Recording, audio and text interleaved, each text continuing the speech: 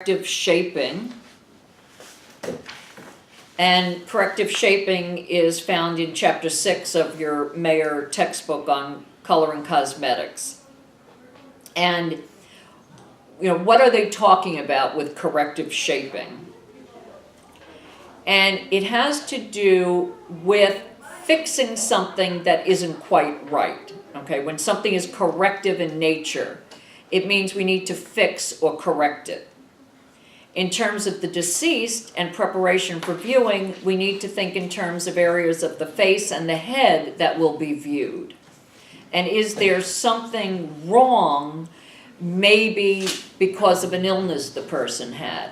Maybe something to do with the manner of death, where they had a fall before the death, maybe broke a nose or got a black eye or something. We need to correct those things to make them look more natural. Okay, or sometimes when somebody is very emaciated and always had a fuller face, we want to do what we can to bring that likeness back. Okay, so that's what corrective shaping is about. It takes place after the embalming and the dressing of the deceased, and it will be part of the process of applying cosmetics. Not every person needs corrective shaping. And of those who may need it, it can be very minimal or it could be more extensive. There are two aspects of corrective shaping. One is highlighting, one is shadowing. Highlighting, and again, think back to the color terms of tints and shades. When you make something lighter, you're highlighting it. If you're making something darker, you're shadowing it or shading it. So highlighting is the application of a cosmetic color lighter and brighter than the complexion colorant normally would be. When you highlight a part of the face, you want to bring attention to it. Okay, you want to bring attention to it. You want to highlight positively appearing features. Somebody has really nice cheeks or lips or something, you might want to highlight them. Shadowing is an application of cosmetic color with more brown than the complexion colorant. When you shade or shadow something, the intent is to hide it. In the case of the deceased, if there's a negatively appearing feature on the face or head, do we need to minimize it? And that would be, again, that swollen eye, maybe the swollenness around the nose from a fall, something like that. Do we want to tone it down, so to speak? That would be shadowing. Okay. The reasons for corrective shaping, again, to reflect or counteract light rays shining on the deceased. We viewed the deceased in lighting from above. This can sometimes create shadows or reflections that can be offset with the application of corrective cosmetics in certain areas. Okay. We're looking down at the deceased, which is normally not how we look at somebody. And sometimes when the family comes in for that first viewing, they're, something's not right, and that's what you kind of have to get across to them. That's not normally how you look at the person, your face on, whatever it would be. So there are some adjustments because of that odd nature of looking at the person from that angle. And then, of course, you have that colored lighting over the person, which can cast shadows and create other issues. Another reason would be to minimize a problem that may have occurred as the result of the manner or cause of death. And again, the puffy eyes. If the eyes are dark and puffy, we want to lighten them and make them look lighter and not so prominent. If the eyes are puffy but light, then we add the darkened cosmetic and shadow them to make them appear to be more like the depression that they are supposed to be. In either case, we want to try to eliminate the puffy look. Also, in minimizing a problem, again, as I said before, a broken or a swollen nose, if the person had a fall before they died, and the nose is just appearing way too prominent than the picture that they brought you, or, you can see that there's a problem with the nose being too prominent. We can shade or shadow the areas around the nose to make them appear to recede like a natural recession. And then another reason is to do corrective treatment of the basic head form.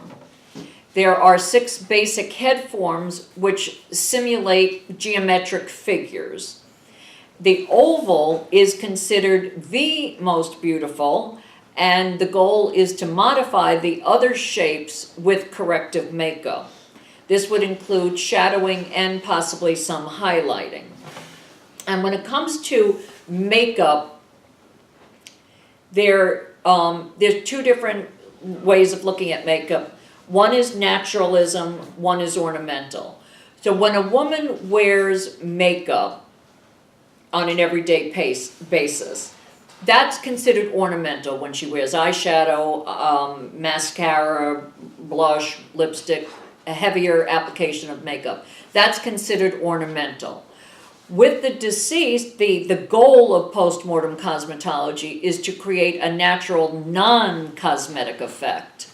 And of course, we have to do that with artificial means, such as makeup or dyes in the embalming fluid and the colored lighting. But our goal is to make that person, male or female, look normal and natural and not like they have a lot of makeup.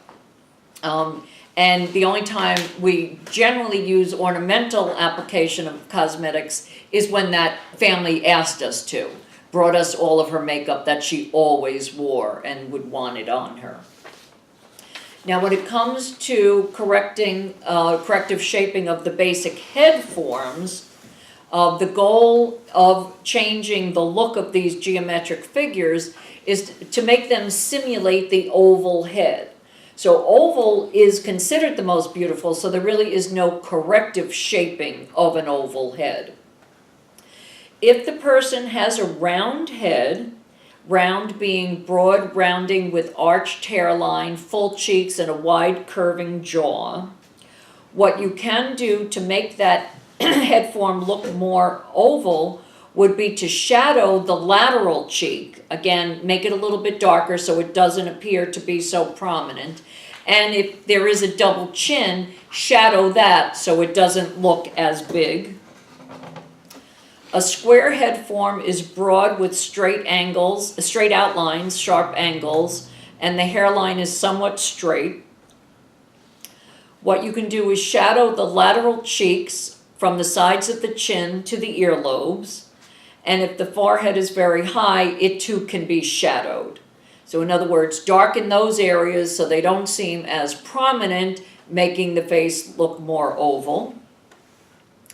An oblong is a long, narrow head form with a high prominent forehead, straight or slight curvature to the hairline, slightly squared or angular jawline with a broad or a narrow chin.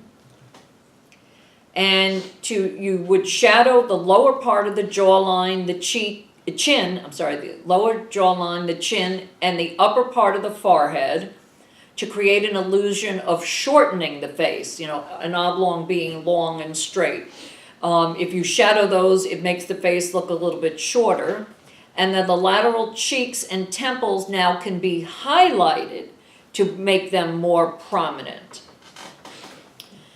The inverted triangular face or head form is the upside down triangle with the greatest width across the forehead, and then the head narrows as it goes down towards the jawline. The chin may be broad or sharp. In this case, you could shadow the temples, and the lateral cheeks could be highlighted to broaden the look down towards the jawline. The triangle then is the greatest width is across the jaw, then the forehead. The forehead narrows as it ascends to the hairline. The jawline can be sharp or angled, and the chin can be broad or doubled. In this case, the lateral cheeks should be shadowed. The temples can be highlighted to bring greater broadness to the forehead. And a double chin, if there is one, could be shadowed to de-emphasize it. And then the diamond is a head shape in which the greatest width is across the cheekbones, and the head narrows as it goes up towards the hairline, and it narrows again as it goes down toward the chin. A chin tends to be sharp and narrow. And in this case, the lateral cheeks and temples may be highlighted, and a very narrow chin can be highlighted, and a very long chin can be shadowed to eliminate some of the length. And that is the end of color and cosmetics.